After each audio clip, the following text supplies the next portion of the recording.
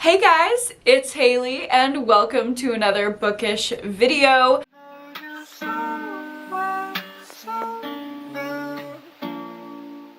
Today I'm going to be getting into my March TBR. I know we're already a little bit into March, but I wanted to let you know what's on my radar for the first month of spring.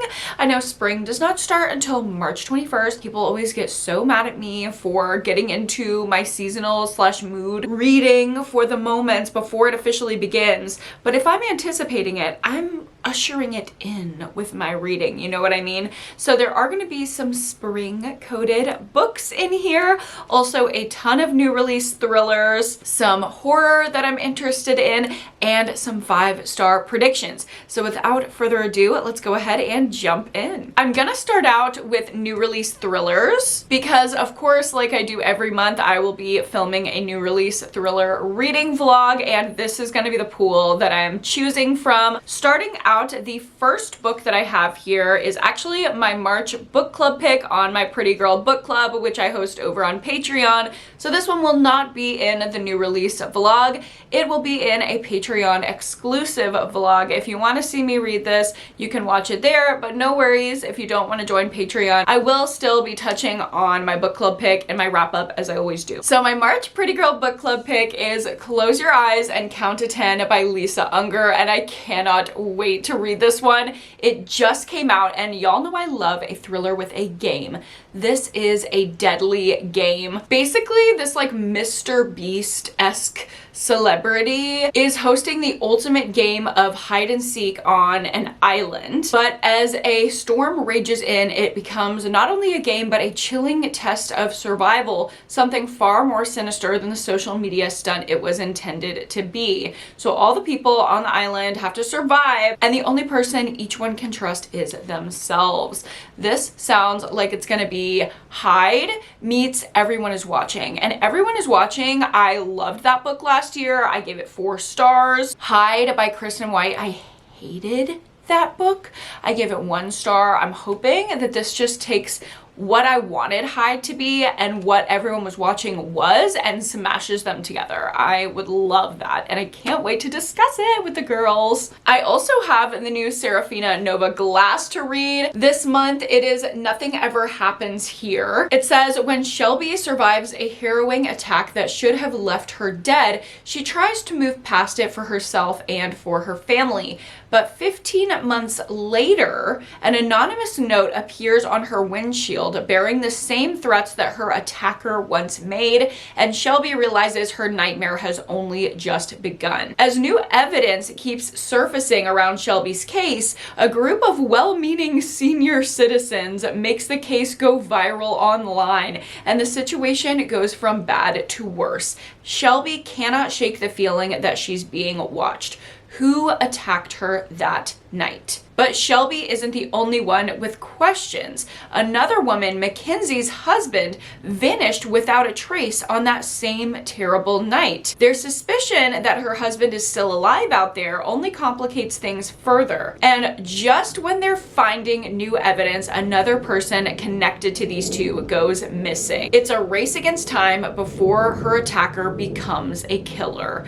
And I don't know if y'all are hearing the wind picking up outside. It's such a windy day here in Austin. That just was so cinematic as I was reading that. I cannot wait to get into this. I know it's going to be twisty and gritty and dark like the last one that I read by Serafina Nova Glass, and I'm hoping it's another 5-star. I also have the new Noelle West Ely book on my Kindle from Kindle Unlimited. This one follows 3 women who are connected by one of the most brutal mass slayings in US history. So we're following 3 women who have been through different things in regards to corruption in the Mormon church. And apparently this thriller is based on true events and tells the story of the Mountain Meadows Massacre.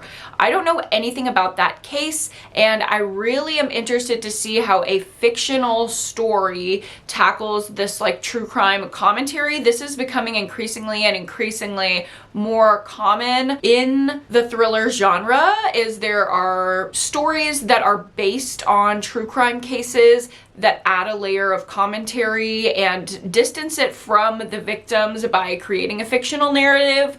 I do think this is better than just ingesting true crime content on its own, but I will be interested to see how it's done. Noelle West Ely has done this before with Grey After Dark, and I love that book. I gave it 4.5. I thought it was different enough from the case, and the meaning behind it was so emotional and well crafted that I was crying at the end. So that was really well done. I have faith in her to do it well again, but I know people are kind of sketchy on that. I'm sketchy on that sometimes, so just kind of know that before you pick up this book. And of course, I will comment on the representation and the case and stuff like that in my vlog if I choose to put this one in the reading vlog. I also have The Really Dead Wives of New Jersey by Astrid Dahl.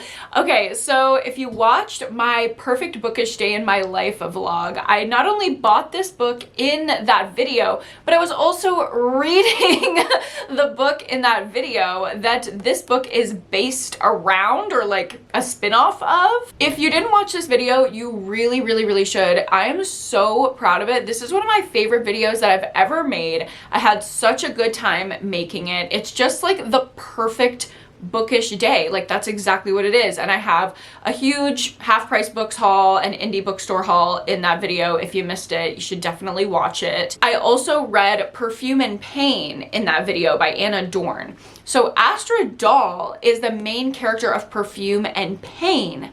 I freaking love that book, and I cannot wait to read this book by the main character of Perfume and Pain. I'm really obsessed, and I really just need to know Astrid's voice because I fell in love with her as a character in Perfume and Pain. And this is basically vapid Jersey housewives, but on this season of their reality show, getting canceled means getting killed. Okay, so it's like a mystery thriller whodunit meets reality TV show, and it's gonna have this like quippy, dry, sarcastic voice of Astrid Dahl from Perfume and Pain. This might be my dream book. I'm also super interested in reading Killer Potential by Hannah Deach. This is a debut thriller that just came out, and it sounds really good. It's about this SAT tutor who works for these super rich families around LA, and one day she shows up to tutor the teenager that she always does, and she walks in the house to find the parents slain and a girl kidnapped, bound, and locked in a closet, and she's like, is the kid that I've been tutoring actually a killer? But of course, since the kid comes from a wealthy family, when the police show up, instead they suspect our main character, and she has to go on the run. It's described as The Guest meets My Sister the Serial Killer. I loved both of those. I have that one on audio as an advanced listening copy from Libro FM. Thank you so much, Libro FM. I love you. And another one that is a new release from Libro is The 10 Worst People in New York by Matt Plass. And this is a psychological thriller based on this TV show where they're going through like the 10 worst people in New York, and it's just kind of like a chatty, quippy late night show where they're saying like these are the 10 worst people in New York right now, and everyone's kind of buzzing about it online thinking it's funny and whatever, until the 10 people on that list start getting picked off one by one, and we have to figure out who is killing them, who is using that list basically as a hit list. I've never read from this author, I've never heard anything about this book, but I'm super intrigued by it. And the last thriller I have on my radar for March is Cross My Heart by Megan Collins. And this is about a woman who gets a heart transplant, and she's also obsessed with finding her soulmate, and she believes that the person who donated their heart for her heart transplant could be the key to finding her soulmate. So she ends up looking and finding whose heart she now has and seeking out the widower of that woman who she now has her heart. And she's going after this man who literally lost his wife, and she's like, so sorry for you and your grief, but you're meant to be mine, sir. She sounds absolutely unhinged, and I cannot wait to see what happens with this. Next up, let's get into some horror that is on my radar for March. First up, I have Father of Lies by Brian Evanson. I really loved Last Days by Brian Evanson. I also read part of Dark Property, and I liked it okay. I just kind of read it over my boyfriend's shoulder. He was like narrating it to me, and that one seemed a lot more heady. That's the thing about Brian Evanson, is me and my boyfriend were just talking about this. He be making up words, okay? He has his own language, and you know what it means, like in context. Like he, in one book, said that something was squidging through a character's heart. And I was like, yeah, no, I know exactly what that means. Like, it's so visceral, but also like it's not a word. So it takes your brain a long time to process what's happening. But when you do, it's so good. So I know this is going to take me probably a little bit longer to read, but it sounds like it's really worth the read because it is about commentary on sexual violence and pedophilia within the Catholic Church. It's about power, paranoia, and the dangers of blind obedience, a terrifying vision of how far institutions will go to protect themselves against the innocents who may be their victims. This sounds really impactful. Y'all know I love themes of religious trauma. I also think the commentary is worthwhile and can be really cathartic and healing for me. So I'm gonna get into that. I also have Haunt Sweet Home by Sarah Pinsker, and I had this on my TBR in February. I just did not get to it. It's about the filming of a paranormal reality show, like investigation type beats, but the set, it turns out, is actually haunted, even though they're faking everything. Shall we see how that goes awry? Sounds so fun. I also just recently ordered Sugar by Mia Ballard after seeing so much about this book online. I needed to have it. Also, Hello. I freaking love this cover. Like, this is the Hailey aesthetic, like cutesy, girly, pink, cherry, Lana, but also like dark, edgy, kind of sexy. Like, this is the vibe that I want everything in my life to be. So whoever drew this cover, I love you. And if I ever write a book, you're gonna make the cover of my book too. Oh my god, it said cover art by Mia Ballard. Mia, you're so talented. Listen to this synopsis. It sounds perfect for me. Satara is unhinged and unwell. Yup. When 35-year-old Satara Stratton discovers her husband's treacherous affair with her best friend, she plunges into familiar territory, deceit and death. Having disposed of men before without a hitch, she finds a new thrill in his betrayal. Her fate intertwines with Millicent Garcelle, a love witch whose tempting spells seem a perfect solution to Satara's woes. With newfound power at her fingertips, she gleefully manipulates the affections of those around her. Yet, Satara's lust for love proves her ultimate downfall, and she soon learns that while it's easy to bend others to her will, controlling her own heart is a perilous art indeed. Oh, yes, this sounds so good. Love, manipulation, and death to cheating men. This is what we love. The last horror book I have on my radar for March is a very highly anticipated. I don't know why I have the large print copy. Somebody messed this up. I pre-ordered just like the regular version of Witchcraft for Wayward Girls by Grady Hendrix, and for some reason I have the large print edition. I don't know why, but we're rocking with it, okay? I guess I'm really not gonna need my glasses when I read this. Obviously, this is a new release from Grady Hendrix. The past two Grady Hendrix releases have been some favorites for me. So I'm really excited to get into this, but there's also that little bit of hesitancy of like, what if it's not as good as How to Sell a Haunted House, which is literally the book of my heart and soul. I'm a little scared, but I'm ready to get into it. It's about a house of unwed mothers who are basically hidden away out of shame to have their babies in secret, give them up for adoption, and most important of all, forget any of it ever happened. So it's set in 1970, and we follow these poor girls 4 of them in particular, who are young, pregnant, and facing being shamed from all of the adults around them. They are strictly controlled until one of the girls meets a librarian who gives her an occult book about witchcraft. And the power is in the hands of the girls for the first time in their lives. I think this is going to be like all about adolescent girls finding their agency, and I think I'm probably going to cry about it. The last little grouping of books that I have for a vlog is my 5-star predictions. So I made my 2025 5-star predictions during Happy Hailey days. If you missed that video, you can go see all of them in this video. It's up here and down here and all the places. But I'm probably going to vlog a few of them this month, which I know I am because I'm already filming the vlog. The first book that I'm going to be reading in that video is The Day of the Door by Laurel Hightower, which I'm actually already halfway through and I'm loving. It's family trauma horror. There's 4 siblings. One of them went behind a door with the mother, ended up dead. The mom claims that it was an accident, but years and years and years later, they are re-looking into the case because the mom claims that a demon was at play. So we call in the paranormal investigators and we see if there's any truth to that. It's very scary, very intense, a lot of themes of trauma, especially attachment and generational trauma. It's really good so far. Also in that video, I'll be reading Lucky Dogs by Helen Schoolman. And this is about 2 women who meet in Paris in line for ice cream.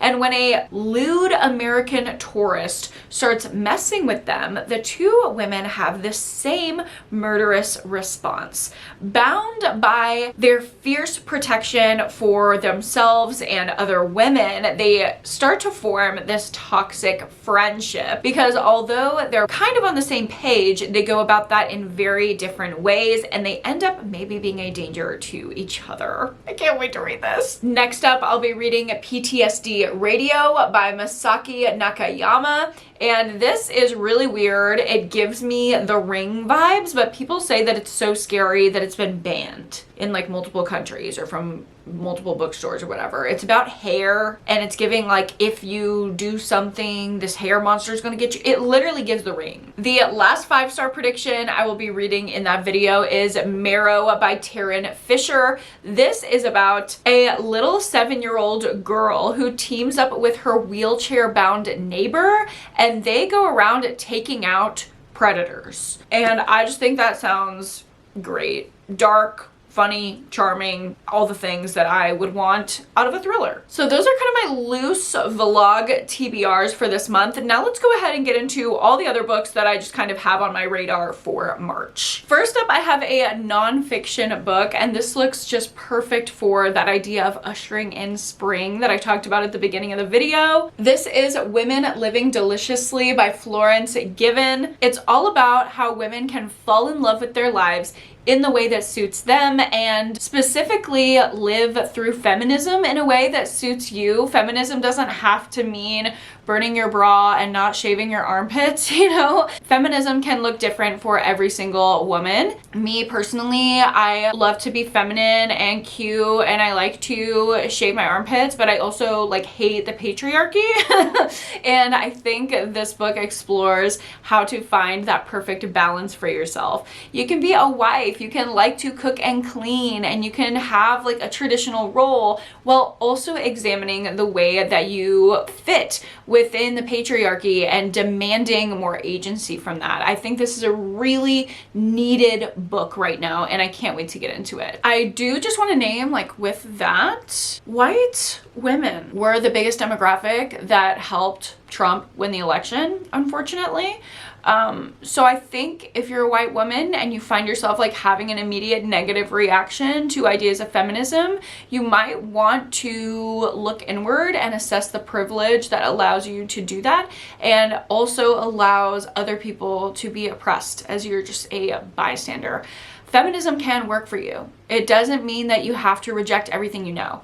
And I know it seems like it could be a scary thing, but it's really worthwhile to look into how it can show up just for you rather than being scared of how it shows up for other people. So I don't say that to shame anyone at all, but I do just say that as like a prompt to look inward. And I think that book might help you do that. If you're interested in anything that I'm saying, I highly recommend thinking about this more, just kind of orienting towards it more. You really don't have to do anything other than hold space for this awareness right now.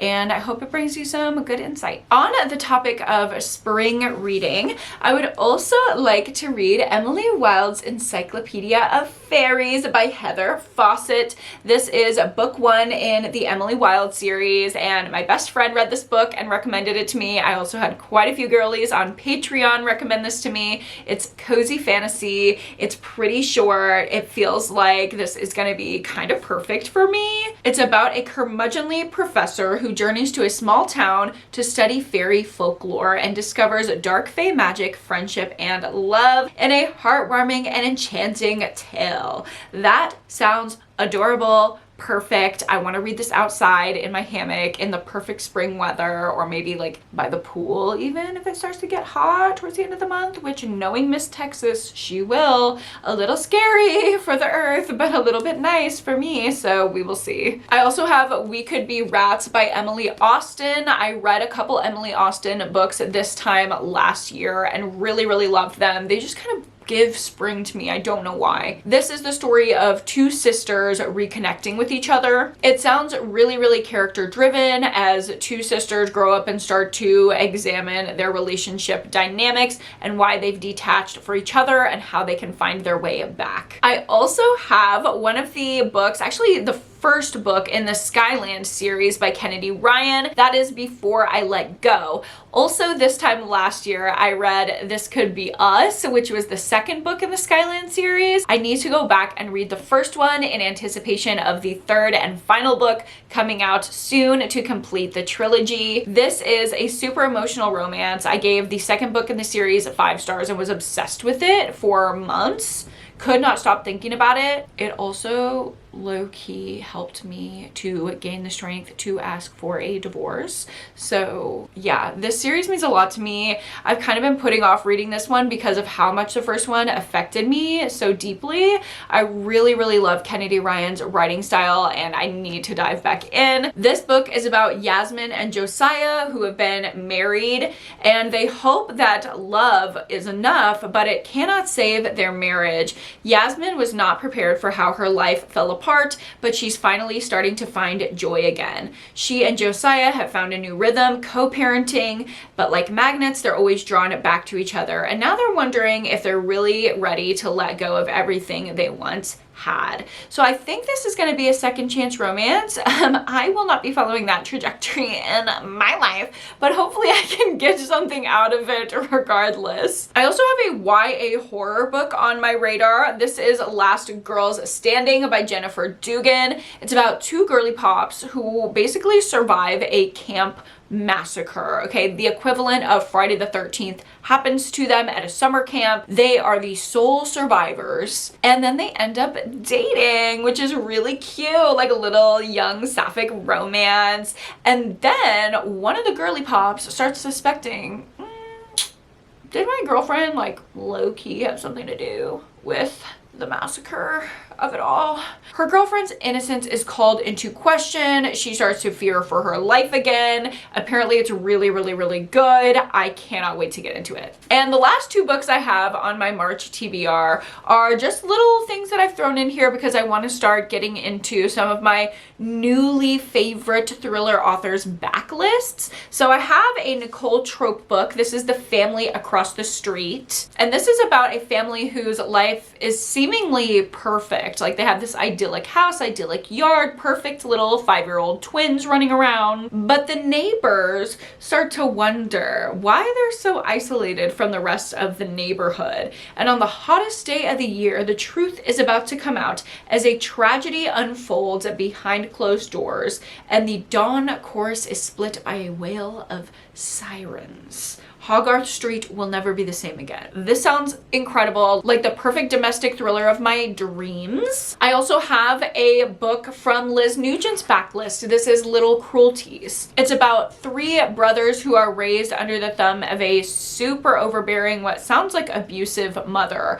and only 2 of them will make it out alive. It says that this book gazes unflinchingly into the darkness collecting in the corners of childhood homes, hiding beneath marriage beds, and clasped in the palms of 2 brothers shaking hands. It sounds like a psychological thriller with a ton of family trauma wrapped. I think I'm gonna love this. So we have a lot to choose from for this month. I know whatever I end up reading from this batch I will love, because I can't imagine not liking any of these books. They sound so good, and I'm so excited to get into my spring reading. Let me have this, okay? It's spring to me. So that is gonna be it for my March TBR. Thank you guys so much for watching. I hope you got a couple good recs or books to keep on your radar for this coming month. If you like this video, go ahead and give it a like and subscribe to my channel if you haven't already.